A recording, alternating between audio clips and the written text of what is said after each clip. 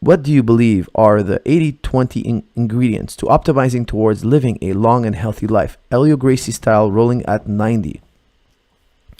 Okay, so Pareto Principle, what's the 20% of stuff you do that gives you 80% of the benefits? Okay, so the Pareto Principle basically says, look, if you're a banker, 20% of what you do really makes 80% of the income. The rest is just, a waste of time. McDonald's, at one point, I remember they were trying to make pizza and they stopped it. Why?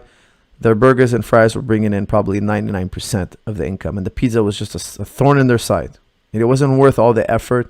It was making service harder. And I know this because I asked my brother. My brother used to work at McDonald's. I'm like, why did they stop the pizza? I like the pizza. He was like, dude, and again, this is my brother. He was a manager at McDonald's when I was a kid. And pizza, believe it, for those of you who don't know, McDonald's once upon a time used to have pizza, at least in Canada. Okay. All right, and he was telling me, look, it would make the lineups longer. The burgers were easy to do. The pizzas were difficult. It was complicated, and the pizzas were good, but it was just killing the whole line. Like the line cooking. I don't know anything about line cooking, but like it just killed their line. That's what he said. So in training, I see so much. I call it junk training. Okay, so I see so much things being done in the gym that are a waste of time. You're spending an hour in the gym or 2 hours in the gym. You spend 40 minutes wasting your time. Not everybody, obviously, but some people, they train this way. They do so much junk training. Just go in there and do the most important things first. What's the most important things first? Well, listen, I had this conversation actually last week also. I like to warm up with technique. And I know a lot of jiu-jitsu schools, they go in there and they warm up with all rolling and this and that. And they have all these crazy warm-ups. And man, I just roll. I just do technique, snap down, underhook, single leg, double leg, X pass, backstep pass, guillotine pass, underhook pass. Like I just do my technique. I drill with technique. When I'm really warm, I roll. That's that's the most important part. After rolling, I like to do stretching or conditioning. Some guys do conditioning. They give up a whole day of practice to do conditioning. I don't believe in that. I'm going to do my jiu-jitsu. I'm going to do my wrestling. I'm going to do my boxing. And then I'm going to do my conditioning. I mean, if you look at Mayweather, you look at Muhammad Ali, you look at all these great fighters.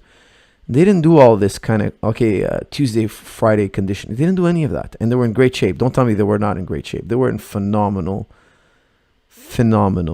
shape. Okay, now, of course, they can run. And that'll be their warm-up and their conditioning. So I'm not averse to doing also before. I don't think it's a problem.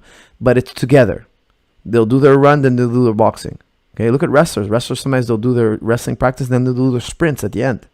Dan Gable was famous for that, okay? He'll do a hard wrestling practice, and then it will be hydration, and then running. He'll do a running routine with the guys. All in one practice. Now, of course, he also did days of just conditioning. Again, the reason why Gable probably did a lot of days of just conditioning is because wrestling wears the body out. Okay, so let's say you've been wrestling 3-4 days in a row. You need a day off.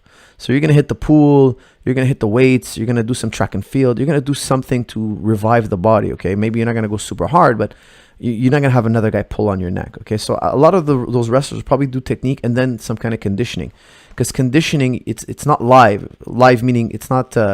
You're not wrestling live. And when you're wrestling live, it's the most dangerous part of fighting. Why? Because you're in weird positions and the guy's trying to throw you on the floor, right? And you can get injured if you do too much of that when you're tired. So manage your fatigue, okay? So the more important things, which is, in my opinion, technique and actual live goes, that sometimes we can't do it. That's when I'm going to emphasize more my conditioning, my pool work, etc. So I hope that answers your question. That's what I've been doing. I feel that I've mastered the striking, wrestling, jiu-jitsu quite well. And it's because I've always put it up as a premium. Some guys, I know guys who've been doing jiu-jitsu for 15 years and they're still purple belt. Why? Because they're kind of training on the outside of jiu-jitsu. They do a little bit of jiu-jitsu and a lot of other stuff, junk training stuff. That's just my opinion. Guys, get in there. You want to get good at jiu-jitsu, you got to do lots of jiu-jitsu. And the days you can't do jiu-jitsu, you have like these backup trainings that you do. But the jiu-jitsu, the technique as warm-up and the live rolling is just key.